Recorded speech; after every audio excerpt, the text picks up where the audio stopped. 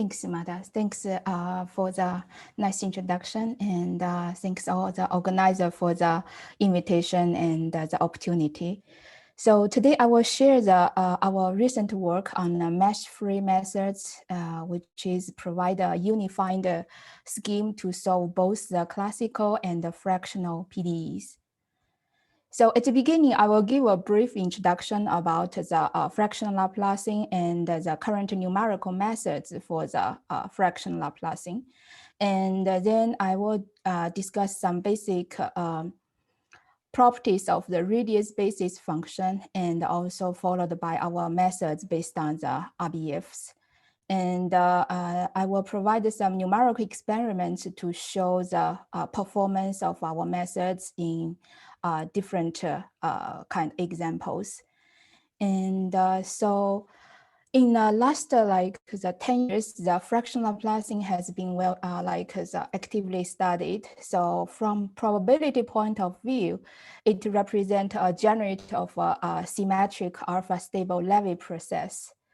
So in literature, it can be defined two ways. One is from the Fourier transform. So this so-called pseudo differential operate.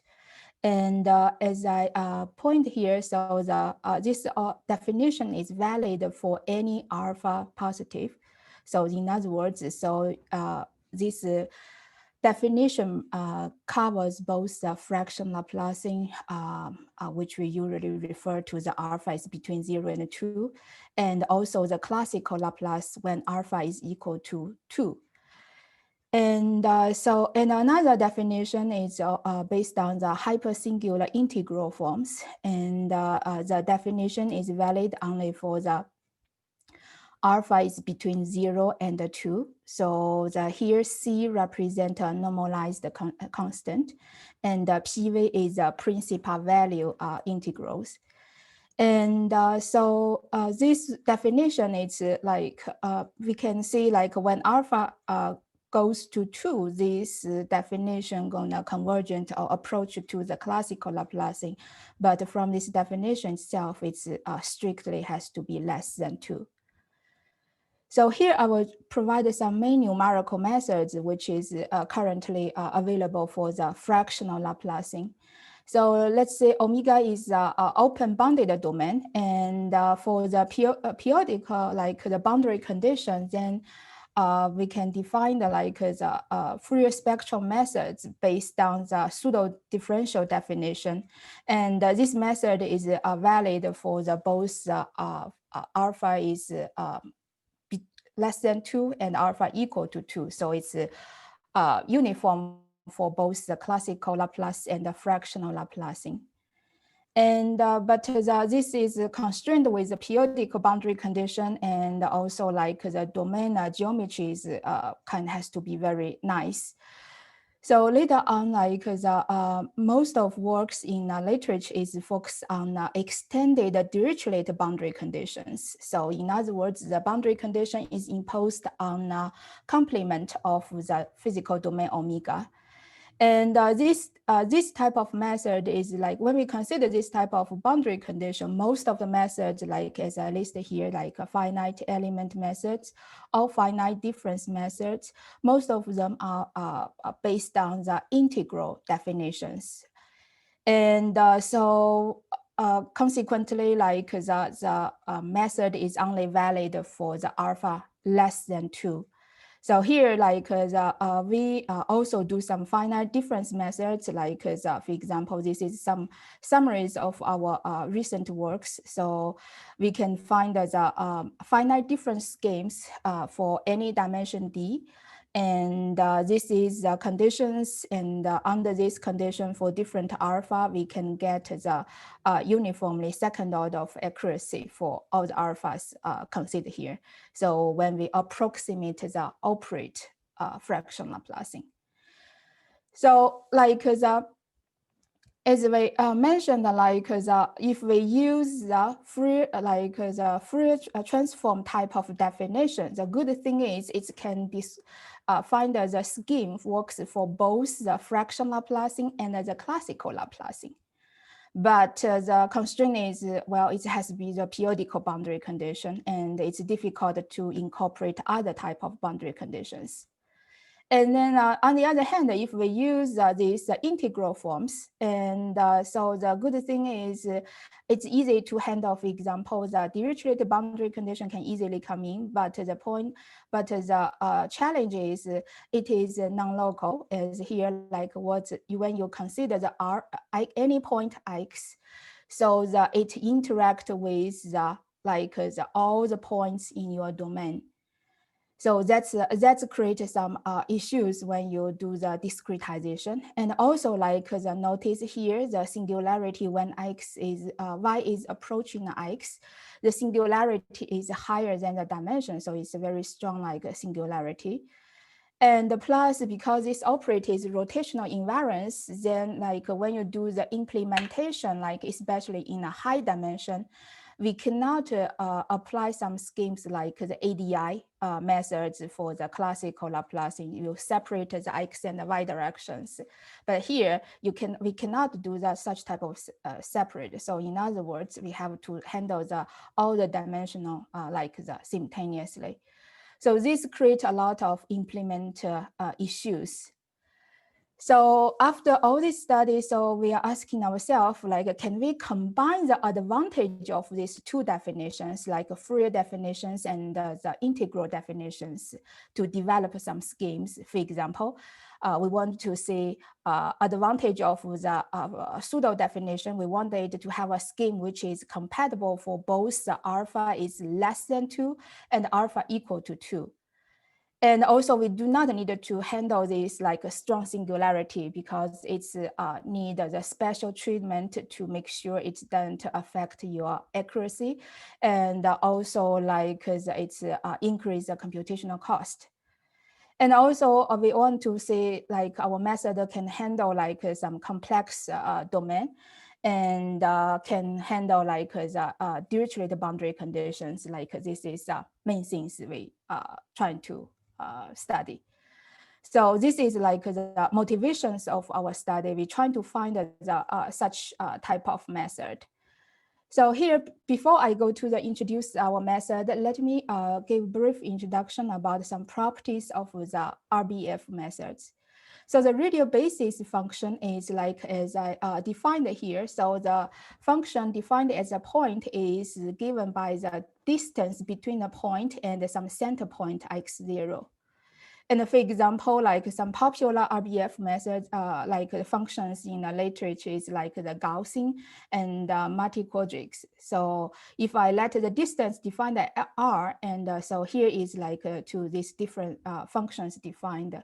Here, this epsilon is parameters, which is they call it the shape parameters, which is controls how wide is your function and how fast it decay.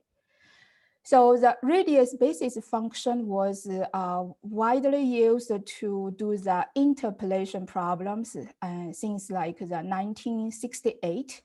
And so the Hardy started to use this to study the scattered data, especially find it's very effective to do the high dimensional interpolation. And in 1990, so it was Kansas first time introduced the RBF to solve the PDE problems. So basically, you interpret the solution with the radial basis function. So here's our radius basis function, and xi is some centers, and lambda is some unknowns we're trying to find. So since that, so in the last 3 decades, so it has been well applied to study the classical PDEs, especially very popular in the computational earth science. There, the geometry and is very complicated, and the data is wild, like scattered. So the RBF applied to the fractional PDE is quite recent, and in the literature, it's mainly applied to solve the Riemann-Liouville type of derivative or the Riesz derivative. For example, here I have like these formulas like to Riemann-Liouville derivatives. So when they apply this to solve this, to discretize this operate, so usually the numerical approximation has to be done by to evaluate these singular integrals. For example, like the Gauss-Jacobi like type of quadrature rules are usually used to approximate these singular integrals. So that is itself like take a lot of time to approximate to get the good accuracies for these singular integrals. So we are trying to see if we can avoid such type of approximations. Okay, so here, like in our method, like first we will use the Gaussian RBFs. So this is, we have already seen it. And the one of the main property we notice is the Laplacian of the Gaussian function. So if I have a Gaussian function defined like this, and then we can find out the Laplacian of the Gaussian function can be given by this confluent hypergeometric function. And nice thing is this alpha is valid for any non-negative values. And so this is provided some foundations for us to develop the numerical methods which can cover both the classical and the fractional case. And the next property we have is like the property of the Laplace operate. And this is already like well recognized in the literature, is like if we shift it with center and then here you define the Laplace Laplacian of my small function u. And if we shift it like with x0, and then the function Laplace function will be shifted. And if we scale the variable, and then they will be have a scale is like with the power alpha. So, and this is again, this is valid for any positive non-negative alpha. And if we combine these two lemmas, and immediately we can get, if I have a function, Gaussian function with scaled epsilon and shifted with center, and this can be given by like the hypergeometric function easily. And here I will just, for the simplicity, I will just introduce a small constant. So in the next slides. Okay, now, after we understand this property of the Gaussian function, so let me try to use these Poisson problems as a simple example to illustrate our methods. So here, let's consider this Poisson problem with the Dirichlet boundary condition. So here I combine the both the classical and the fractional Poisson problem in a single ways. So for the boundary condition here, epsilon defined as the boundary of omega if alpha equal to 2. Otherwise, it's a complement of the omega. If alpha is less than 2, it's become an extended Dirichlet boundary condition. So notice so far in the literature, like classical and fractional PDEs are usually solved separately. For example, when you define the 5-element method, usually the weak formula construct for the classical problem and the fractional problems are different because they come from different definitions, like of the Laplacians. And also, like the most of study focused on the homogeneous boundary condition. Here, as we will see, we can easily handle the non-homogeneous case. And as a preparation, so usually you will have to choose the RBF center points and the test points. For example, here is the illustration of, we have a disk domain, and these red dots are some center points we choose. And notice for our methods, although like the fractional case, the boundary condition is defined as a complement of the omega. but the center point we use here actually only on the omega and its boundary. It's not extended as needed. For example, here we define the endpoints inside of omega and the n bar minus endpoints on like the boundary of this omega. And we assume that our solution can be approximated by this U hat, which is the interpolation of these Gaussian basis functions. Okay, now to approximate let's take a look at to approximate the Laplacian operator first.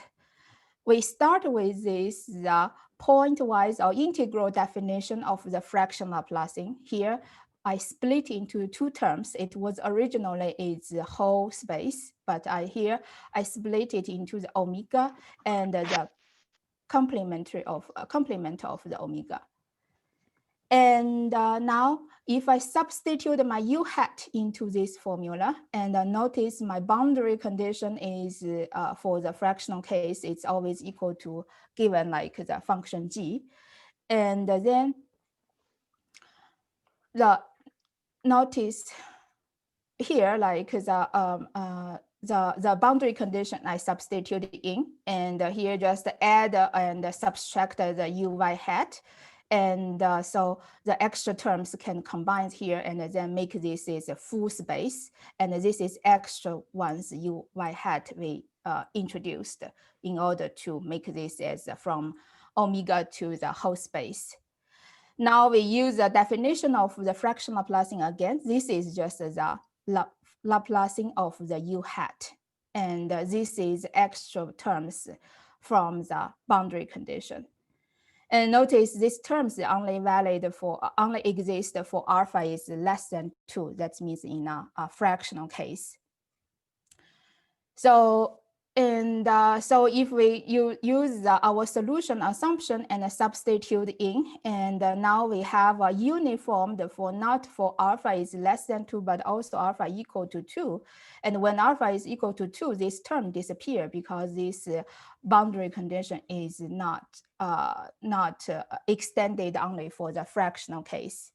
And this part is easily to get because we are using the Gaussian basis function. So it can be easily get from the hypergeometric function. So here during this process, we have using the equivalence of these two definitions of Fourier type of definition and the integral definitions on the Schwarz space. So if we are solving the Poisson problems, so we pick up the test point if it's inside of domain omega, and then we apply our scheme. So it's easily to get the formula for the inside of domain.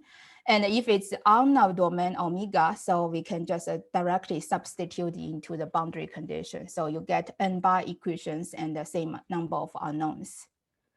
So this is our method, and it's applicable for both the classical and the fractional case. So now let's quickly show some examples to see how perform our method is. So first examples we use is we're trying to estimate the Laplace operator. So here we have these global smooth functions, and we define the root mean square errors. And so here is like for different alpha, and this is n bar is a number, total number of points we use. As you can see, when we use even 65 points, then the errors of our method is already reached like the 10 to minus 6 or 10 to minus 9. So it's affected by the alpha slightly different, but this is spectral orders decay as the number of points increase. So this is like the compare with the finite difference type of method. So this is solid lines are the finite difference method for different alpha. And as you can see, like this is a polynomial decay, and our method is spectral errors, like spectral decays. So this is estimated Laplace operator. And also we applied to solve some benchmark Poisson problems. So here we consider the one-dimensional benchmark problems. And so here the exact solution can be found. And when s equal to 3, and this is errors of our method for different alpha. As you can see, it's similar as what we estimated operator. We can have the spectrum rate for the errors. And just 1 minute. Okay, sorry. So recently, like this, in the literature, they have also studied these mesh-free methods, and but that based on the free definition, as you can see, and this method has some issues with like this outside of boundary. It has some oscillations, and also their computational domain has to, although the Poisson problem is -1 to 1, the computational has to truncate the whole domain to the -8 to 8. For our problem, we do not have this issue. We just exactly use the boundary condition. So we do not see any issues with this type of oscillations. Okay, I will skip the 2D case and a similar, and then I will come to the summary. So here, our goal is trying to introduce some mesh-free methods based on the Gaussian RBFs to solve both classical and fractional. And inherit from the RBF method, it's simple and it's easy to handle the domain geometry. And most importantly, for any dimension, the code is the same as soon as you define the center points, the code is the same for any dimension D. And it's easy to do the local refinement. And different from other methods in the literature, our method can solve the classical and the fractional PDEs in the same way, and it avoids a larger computational cost in approximating the fractional derivatives. Also, it has boundary conditions. It's exactly incorporated in a scheme, so we do not have the oscillation issues.